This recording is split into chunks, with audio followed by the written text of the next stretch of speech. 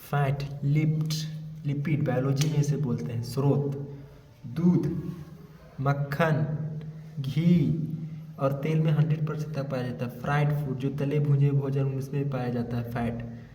भैंस के दूध में 7.2% तक पाया जाता है। गाय के दूध में 3 से 4% तक पाया जाता है। ये C1H2O के बने होते हैं। इम्पॉर्टेंट, वसा में सर्वाधिक ऊर्जा पाई जाती है। वसा में क्या होता है? सर्वाधिक ऊर्जा पाई जाती है कार्बोहाइड्रेट के 2 गुना। जैसे कार्बोहाइड्रेट में 1 गुना तक वसा पाई जाती है, लेकिन आपके फैट में 2 गुना तक पाए जाते हैं।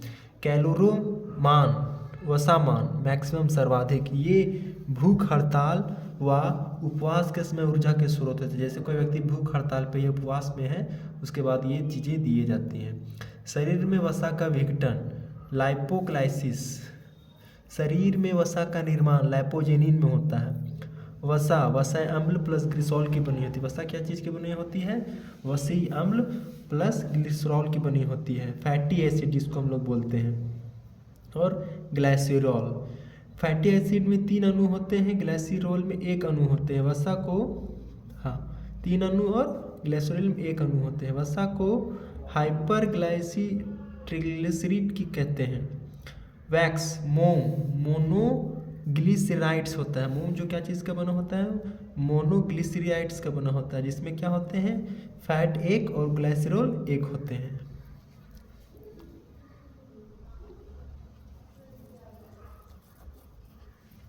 अब बात करते हैं हम लोग भोजन में प्राप्त ऊर्जा। भोजन से क्या क्या प्राप्त हम लोगों को ऊर्जा होती है? किलो कैलोरी में मापी जाती है। भोजन की ऊर्जा का प्राप्त ऊर्जा किलो कैलोरी में मापी जाती है।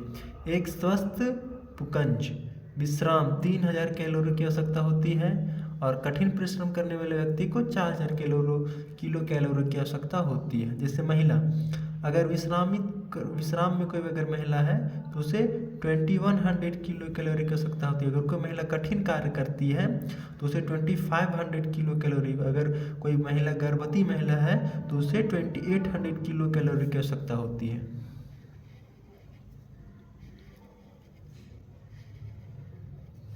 एक किलो कैलोरी में कितना ऊर्जा होती है? तो 1 किलो कैलोरी में 4.2 कैलोरी जूल पाई जाती है। अब आते हैं पोषक तत्व प्रति ग्राम ऊर्जा। किस पोषक तत्व में कितनों प्रति किलोग्राम ऊर्जा पाई जाती है? कार्बोहाइड्रेट में 4 किलो कैलोरी पाई जाती है, या हम लोग उसी को बोलते हैं 17 किलो जूल। वसा में 9.3 किलो कैलोरी पाई जाती है, या 37 किलो जूल। प्रोटीन में 4.2 किलो कैलोरी पाई जाती है। अल्कोहल में 7 किलो कैलोरी पाई जाती है।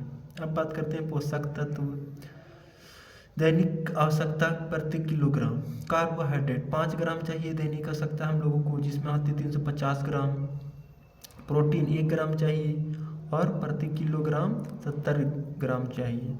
वसा 1 ग्राम चाहिए, और प्रति किलोग्राम में 70 ग्राम चाहिए।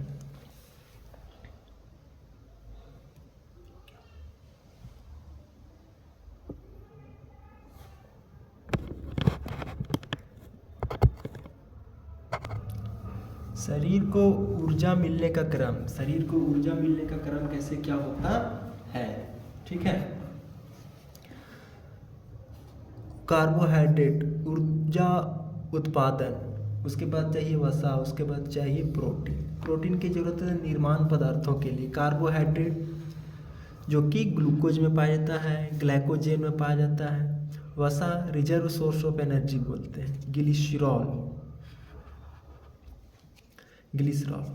कृत्रिम आंसू बनाने में उपयोग, जैसे जो हमारी आंसू होती है उसे कृत्रिम आंसू बनाने में ग्लिसरॉल की मात्रा पाई जाती है। या बायोडीजल का सह उत्पादक है, को प्रोडक्ट। साबुन का सह उत्पाद है, इसका उपयोग साबुन को पारदर्शक बनाने में होता है।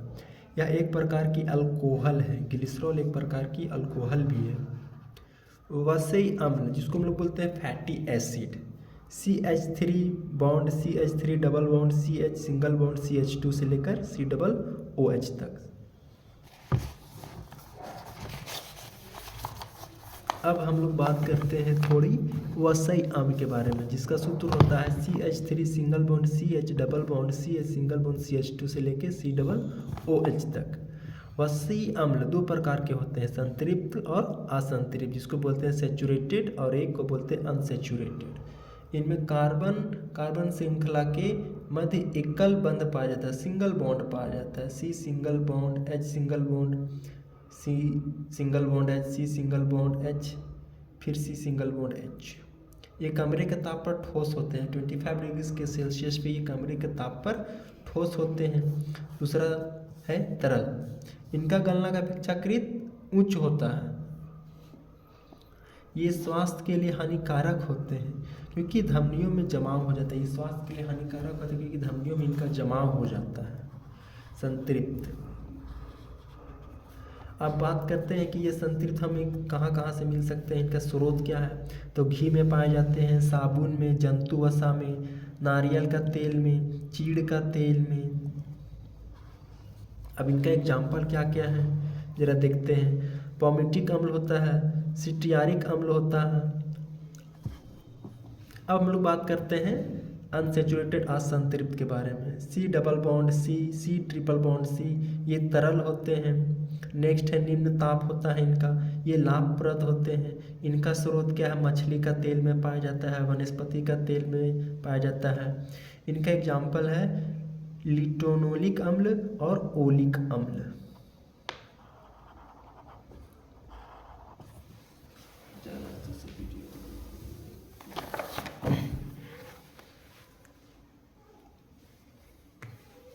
अब बात करते हैं हम लोग विटामिन की। तो सबसे पहले जैसे कि हम लोग जानते हैं विटामिन शब्द का खोज किसने किया था, हॉपकिंस ने किया था, और इनका नामकरण किया था सी फंक ने। भोजन को गर्म करने पर विटामिन नष्ट होते, जैसे कि किसी भी भोजन को जितना ज़्यादा गर्म करेंगे उनका विटामिन उतना ही ज़्यादा बड़े पैमाने पर नष्ट हो जाते हैं। विटामिन का पाचन नहीं होता है, विटामिन का हमारे शरीर में पाचन नहीं होता है। इन्हें उपापचयी नियंत्रक कहते हैं, मेटाबॉलिक रेगुलेटर भी कहते हैं। विटामिन शरीर को ऊर्जा प्रदान नहीं करते हैं। विलेयता के आधार पर विटामिन दो प्रकार के होते हैं। विलेयता के आधार पर विटामिन जो होते हैं दो भाग में बटे होते हैं। पहला प्रकार जल में विलेयता के आधार पर, जल में विलेय ऐसे जो जल में घुलनशील होते हैं, विलेय होते हैं, BC। दूसरा होता है वसा विलेय, जैसे कि vitamin A, vitamin D, vitamin E, vitamin K। जैसे H2O H+ आयन देगा, O नेगेटिव आयन देगा, ध्रुवीय है, अर्थात जो ध्रुवीय होते हैं वही पानी में घुलते हैं। जैसा कि जो ध्रुवीय होते हैं वो पानी में घुलनशील होते हैं। जल की ध्रुवीय प्रकृति होती है, जिनकी प्रकृति ध्रुवीय नहीं होती है वे वसा में घुलते हैं। जिनके जो विटामिन की प्रकृति ध्रुवीय नहीं होती वे वसा में घुलते हैं, क्योंकि वसा की प्रवृत्ति ध्रुवीय नहीं होती है। अब हम कुछ विटामिन के नाम जानेंगे, ठीक है, उनका केमिकल नाम जानेंगे, उनसे उनकी वजह से उनकी कमी की वजह से क्या बीमारियां होती हैं उसके बारे में जानेंगे। तो पहला है हमारा विटामिन A, इसका केमिकल नेम है रेटिनॉल। इनकी बीमारियों से क्या होती है, रतौंधी होती है, नाइट ब्लाइंडनेस बोलते हैं। जीरोथैल्मिया, इस रोग में आँख में सूख जाती है। इस बीमारी की वजह से, कमी की वजह से, विटामिन A की कमी की वजह से आँखें में जो होती है वो सूज जाती है, पानी उनमें नहीं आता है। किरीटोमलेशिया, कॉर्निया का कोमल हो जाना होता है। नेक्स्ट विटामिन C है, इसका केमिकल नेम है स्कॉर्बिक अम्ल, जो कि बीमारी की क्या होता है, स्कर्वी बीमारी होता है, जैसे मसूड़ों से रक्त का निकलना। नेक्स्ट विटामिन है हमारा विटामिन D, जिसका केमिकल नेम है कैल्सीफेरॉल। इस बीमारी से क्या होता है, बच्चों में रिकेट्स हो जाते हैं, वयस्कों में ऑस्टियोमेलेसिया होता है, हड्डियों का नरम हो जाना। अब हमारा नेक्स्ट है विटामिन E, जिनका केमिकल नेम है टोकोफेरॉल। इस कमी की वजह से क्या हो जाती है, हमें कौन सी बीमारी होती है, बांझपन, महिलाओं में बांझपन हो जाता है।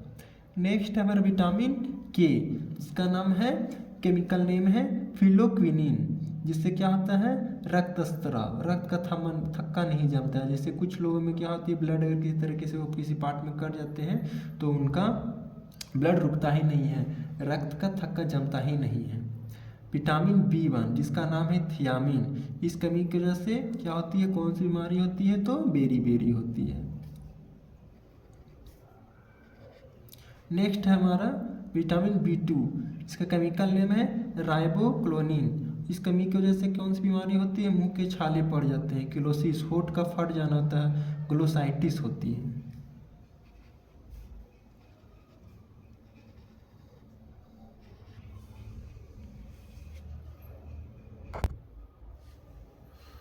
नेक्स्ट है हमारा विटामिन B3, जिनका केमिकल नाम है नियासिन। इससे क्या बीमारी होती है? पेलाग्रा या 4D रोग हो जाता है, त्वचा शुष्क हो जाती है, याददाश्त शक्ति कमजोर रहती है और व्यक्ति की मृत्यु हो जाती है। नेक्स्ट है विटामिन B5, जिसका रासायनिक नाम है पेंटोयोनिक अम्ल। Burning food syndrome, learning food syndrome.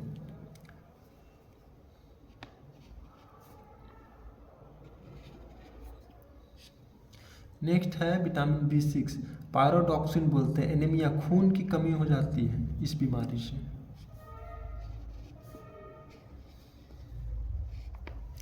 Vitamin B7, biotin, बालों का झड़ना। इस कमी की वजह से बाल के झड़ जाते हैं और लोगों में होता है कि क्या कि गंजापन आने लगता है, सारे सिर के बाल झड़ने लगते हैं। कौन B7 से ना?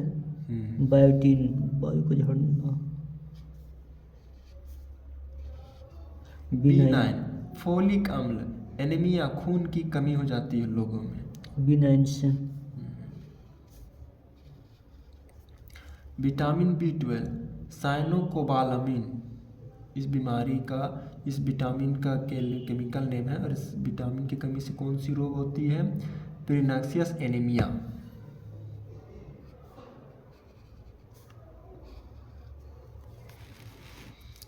नोट, अब हमारे कुछ विटामिन उनको डिटेल में देखेंगे। विटामिन ए सर्वाधिक मात्रा क्या चीज़ में? जैसे मछली का तेल में, जिसको बोलते हैं कॉड लिवर ऑयल। अन्य की मात्रा स्रोत से मिलता है ये? गाजर में पाया जाता है, आम में पाया जाता है, पपीता में पाए जाते हैं, अमरूद में पाए जाते हैं, चुकंदर में पाए जाते हैं, यकृत में पाए जाते हैं, लीवर में, मीट में। पीले फल का ए प्रचुर स्रोत है। जैसे कि हम पीले प्रकार के, पीले रंग के फल अगर हम उनको सेवन करते हैं, उनको खाते हैं, तो उनमें विटामिन ए बहुत अधिक मात्रा में, अच्छे मात्रा में पाए जाते हैं, स्रोत होते हैं विटामिन ए का पीले फल।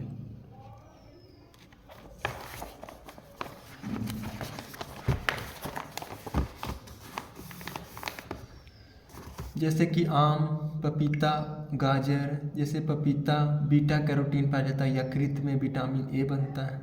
आम का पीला रंग बीटा कैरोटीन पाया जाता है उसमें। पपीता का पीला रंग उसमें बीटा कैरोटीन की वजह से होता है। गाजर का लाल रंग बीटा कैरोटीन की वजह से होता है। इसे विटामिन ए को संक्रमण रोधी विटामिन भी कहा जाता है। विटामिन ए को संक्रमण रोधी मतलब इस विटामिन ए को लेने से हमें किसी भी तरह का संक्रमण नहीं होगा।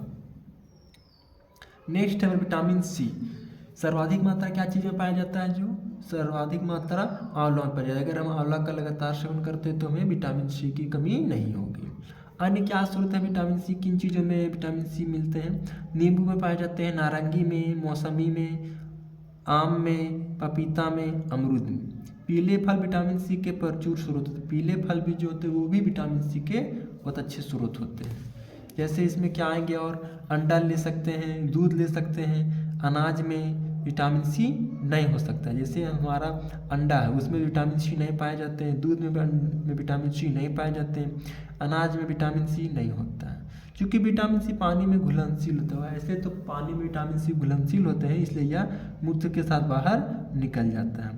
प्रतिरक्षा प्रणाली तंत्र को मजबूत करता है विटामिन सी लेने से। घाव भरने में भी सहायक होता है। मिर्ची में पाया जाता है और ऊँटनी के दूध में भी पाया जाता है।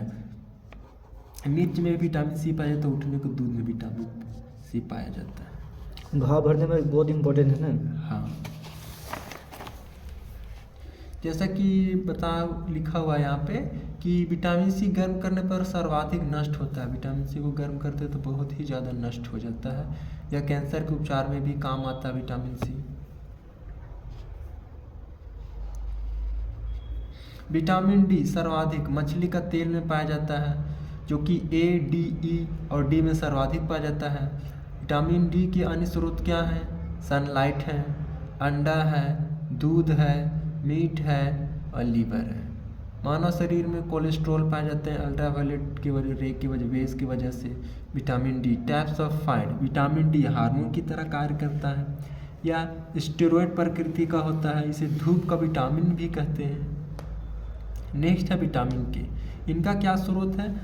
पत्तेदार हरी सब्जियां में विटामिन के पाया जाता है। यह आत्म सूक्ष्म जीवों ई कलकली द्वारा संश्लेषित बनता होता है। मानव शरीर में बनने वाला विटामिन क्या क्या है? डी और के। यह रक्त स्त्रावरोधी होता है, यह रक्त के बहने को रोकता है। किसी व्यक्ति में अगर विटामिन के की कमी है तो उसका शरीर का ब्लड रुकता नहीं है। अब है नेक्स्ट हमारा विटामिन ई। सर्वाधिक मात्रा क्या चीज़ में पाई जाती है विटामिन की? तो सोयाबीन में, तेल या बीज में, बादाम में, मूंगफली में, अरंडी में, सरसों में। सुंदरता का विटामिन भी कहा जाता है। किसे? तो विटामिन ए को सुंदरता का विटामिन भी कहा जाता है।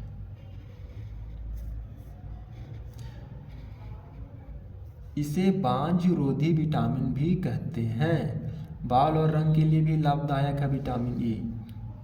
अगर किसी व्यक्ति का बाल जल्द सफ़ेद हो जाए तो इसमें समझ जाना चाहिए व्यक्ति को विटामिन ई की कमी है। संश्लेषण में सहायक विटामिन के, प्रोथेम्ब्रिन में, विटामिन सी, कोलोजन में, विटामिन ए, रोडोप्सिन में। अब है हमारा विटामिन बी1। स्रोत क्या चीज़ से स्रोत है? क्या क्या सोर्स है विटामिन बी को लेने का? साबुत में, अनाज में, छिल्ला युक्त में या पॉलिश युक्त चावल में उपस्थित होता है, इसलिए हमें पॉलिश युक्त चावल अनाज नहीं खाना चाहिए। यह तंत्रिका तंत्र को प्रभावित करता है। यह दिल दिमाग के लिए अच्छा होता है। अब है हमारा नेक्स्ट विटामिन बी12। स्रोत क्या चीज़ों से मिलेगी विटामिन बी12? केवल जंतुओं और उनके उत्पाद में पाया जाता है, जैसे कि हम मांस ले सकते हैं, यकृत ले सकते हैं, दूध ले सकते हैं, पनीर ले सकते हैं और अंडा ले सकते हैं। इनमें अधिकतर मात्रा में बी12 पाया जाता है।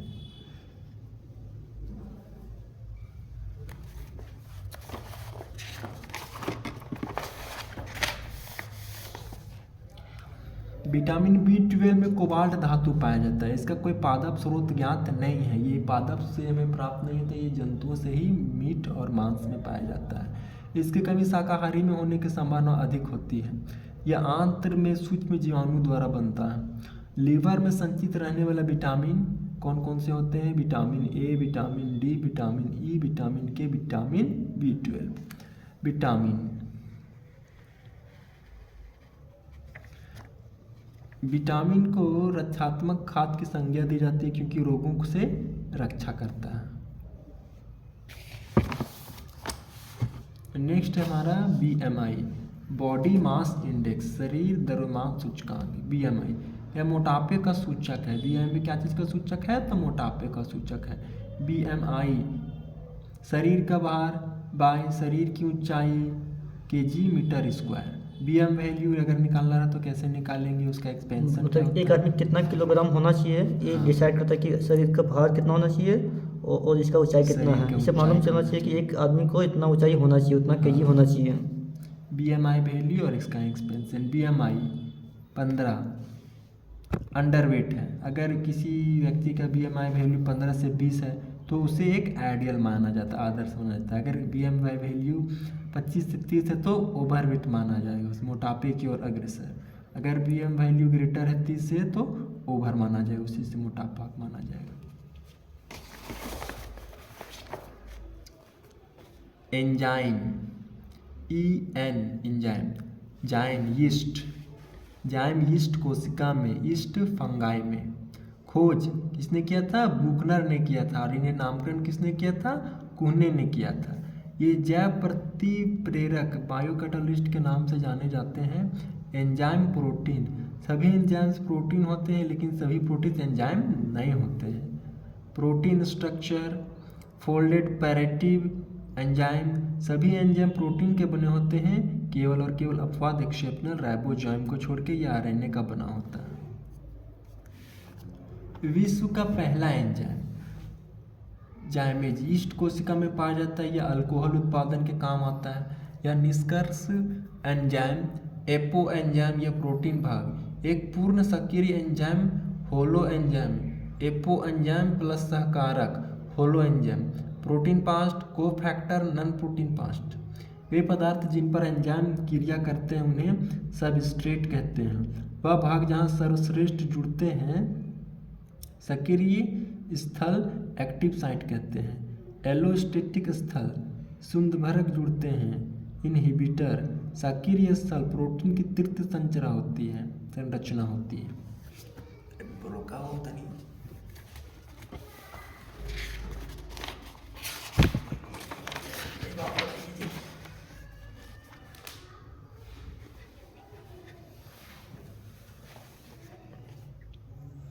एंजाइमिक क्रियाविधि, एंजाइम दूसरा हमारा सबस्ट्रेट। एंजाइम को बोलते हैं की के द्वारा और सबस्ट्रेट को लॉग के द्वारा शो करते हैं। ई एस जब दोनों को मिला देंगे तो कॉम्प्लेक्स बनेगा, प्लस प्रोडक्ट उत्पाद। Substrate enzyme product, substrate glucose, enzyme जाइमेज, product alcohol plus CO2। Sucrose invertase, glucose plus fructose, starch amylase और माल्टोज। अब अपमार्जक डिटर्जेंट किसे कहते हैं? इसे साबुन रहित साबुन भी कहते हैं। डिटर्जेंट 3 एंजाइम एडेड होते हैं इसमें, एमाइलेज, प्रोटीज, लाइपोइज। कपड़ों पर स्टार्च मड के तत्वों को हटाने के लिए। प्रोटीज ये कपड़ों में प्रोटीन के तत्वों को हटाता है। लाइपोज चर्बी युक्त तेल जो वसा तेल है के धब्बों को हटाता है।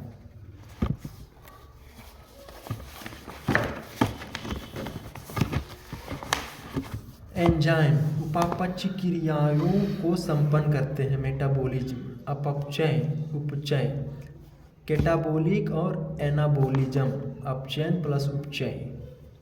उपापचय हिमायों को जैव रासायनिक क्रियाओं भी बोलते हैं।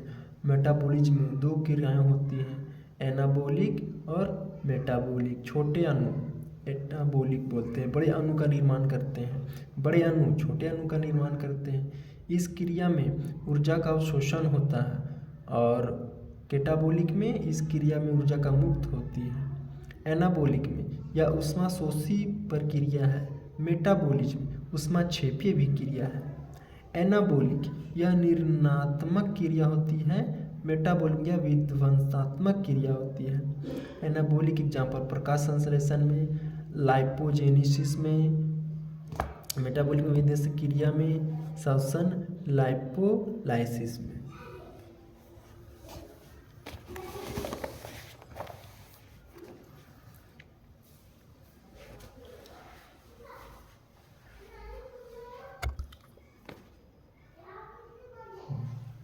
Special point of enzyme chemistry में उत्प्रेरक, ये विशिष्ट प्रकृति के होते हैं। ये ताप व pH के प्रति संवेदनशील गतिशील होते हैं। एंजाइम रासायनिक क्रिया को प्रारंभ नहीं करते हैं, ये रासायनिक क्रिया के वेग को परिवर्तित करते हैं। क्रिया के बाद इनकी संरचना में परिवर्तन नहीं होता है। ये सक्रिय ऊर्जा को घटाकर रासायनिक क्रिया की दर को बढ़ाते हैं। ये रासायनिक क्रिया में भाग नहीं लेते हैं। ये अग्र व पश्च क्रिया को बराबर प्रभावित करते हैं। कोशिका सेल के बारे में जब हम लोग पढ़ेंगे, ठीक है। खोज की किसने किया था? इनका खोज रॉबर्ट हुक ने किया था। मृत कोशिका को देखा था कब?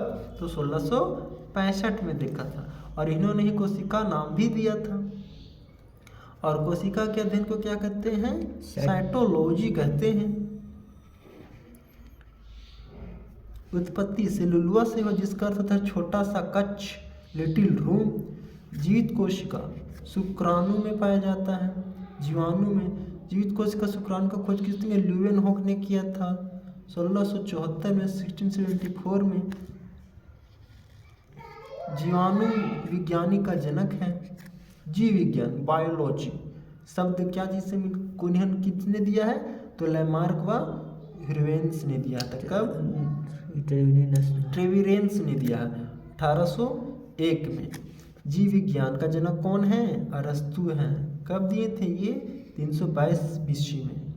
2 शाखाएं हैं बायोलॉजी के, वनस्पति विज्ञान और बॉटनी और फाइटोलॉजी भी बोलते हैं। दूसरा है जंतु विज्ञान जूलॉजी, जनक अरस्तु हैं। और बॉटनी के जनक कौन है? थियोफ्रास्टस हैं। थियोफ्रास्टस हैं।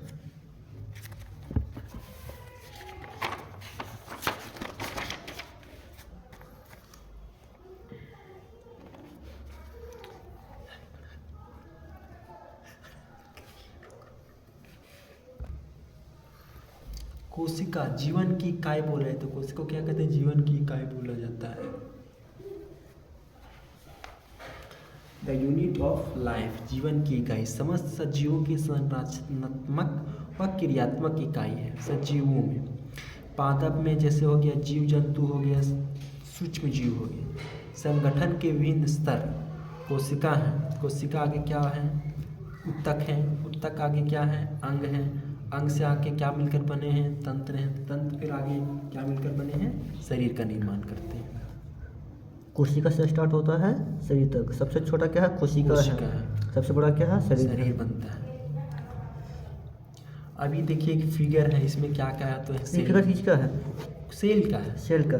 सेल के अंदर में क्या क्या मतलब मिलता है? सेंट्रोसोम है, ये लाइसोसोम है, फिर राइबोसोम है, फिर वैक्यूल्स है, फिर कैटोप्लाज्म है, फिर ईआर है, केंद्रक में न्यूक्लियस पाया जाता है, गोल्गी बॉडीज हैं, क्लोरोप्लास्ट हैं, सेल वाल है पादपों में, फिर माइटोकॉन्ड्रिया है, न्यूक्लियस है आपका, ईआर है, न्यूक्लियस, माइटोकॉन्ड्रिया। आगे सेल के भागों में आगे डिवाइडेड है। तो पहला है सेल मेम्ब्रेन, दूसरा है कैटोप्लाज्म और तीसरा है सेल ऑर्गेनेल्स। कोशिका झिल्ली जिसको बोलते हैं, कैटोप्लाज्म को कोशिका द्रव्य बोलते हैं, सेल ऑर्गेन को कोशिकांग बोलते हैं। सेल मेम्ब्रेन इसे प्लाज्म मेम्ब्रेन भी कहते हैं। साइटोप्लाज्म और सेल ऑर्गेनेल्स को जीव द्रव्य कहते हैं। प्रोटोप्लाज्म जीवन का भौतिक आधार कहते हैं। इसे किसने दिया था? हक्सले ने दिया था। प्रोटोप्लाज्म का खोज जीवन की भौतिक आधार कहते हैं प्रोटोप्लाज्म को, और इसे किसने दिया था? हक्सले। ठीक है। प्रोटोप्लाज्म का खोज डुजार्डिन ने किया था, और इसका नामकरण किसने किया था? पुरकिंज ने किया। परकिंजे मतलब हक्सले कौन है? मतलब इसको आधार दिया था ना? आधार दिए थे, और इसका खोज किए थे डुजार्डिन ने, और इनका नामकरण किए थे परकिंज ने। सजातीय जगत की सबसे बड़ी, यह सजीव जगत, सजीव जगत की सबसे बड़ी कोशिका है। सजीव जगत का शुतुरमुर्ग का अंडा सबसे बड़ा सजीव जगत में है। शुतुरमुर्ग का अंडा। सजीव जगत की सबसे छोटी इकाई क्या है? छोटी सी माइकोप्लाज्म, कवक द्रव्य माइकोप्लाज्म। इनका साइज क्या था? 0.1 माइक्रोमीटर। 1 माइक्रोमीटर में क्या होता है? 10⁻6 मीटर एम। इसे PPLO भी कहते हैं, प्लोरोनिमोनिस लाइक ऑर्गेनिज्म। श्वसन तंत्र को प्रभावित करता है। कोशिका भित्ति का अभाव है, यह एक प्रकार का जीवाणु है। पादप जगत के जोकर की संज्ञा दी गई है। पादप जगत के जोकर की संज्ञा दी गई है। मनुष्य सबसे लंबी तंत्रिका कोशिका न्यूरॉन 1.5 मीटर तक होती है। सबसे बड़ी अंडाणु ओवम एक सेल में, और सबसे छोटी स्पर्म 5 मिक्रोन में, और दूसरी है RBC 7.5 माइक्रोन। केंद्रक न्यूक्लिया जिसे बोलते हैं, इसका अध्ययन को क्या बोलते हैं? कैरियोलॉजी। इनका खोज किसने किया था? रॉबर्ट ब्राउन ने। केंद्र की खोज की थी रॉबर्ट ब्राउन ने, और इसके अध्ययन को बोलते हैं कैरियोलॉजी। 1831 कब दिया था इन्होंने? तो 1831 में दिया था। रॉबर्ट ब्राउन के दौरान ना। हाँ।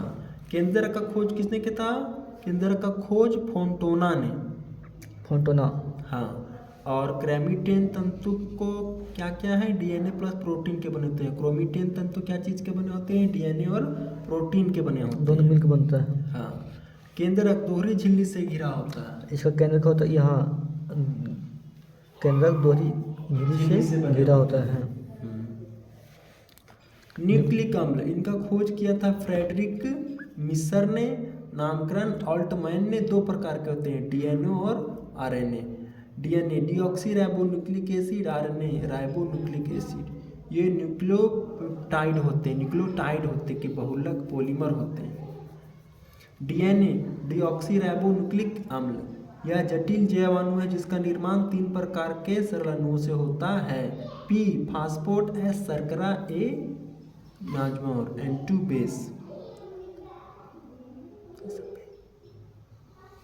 S single bond, N double bond, Na, PP फिर है आपका P single bond S, single bond N, triple bond S, single bond P, फिर single bond P, P single bond,